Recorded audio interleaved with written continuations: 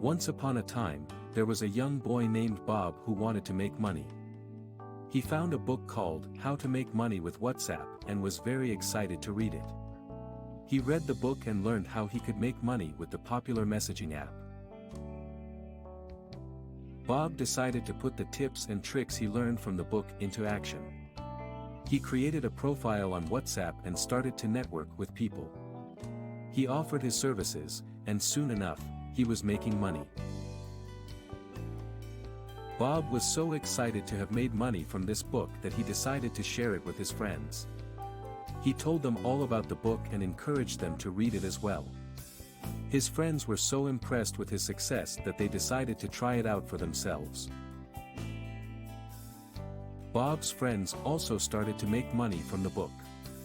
They shared the book with their own friends, and soon enough, the book was a hit among people of all ages.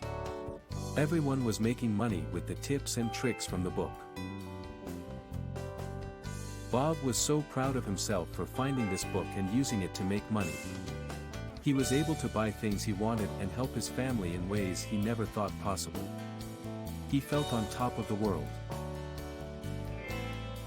Bob's success story spread like wildfire, and soon enough, everyone was talking about the book, How to Make Money with WhatsApp.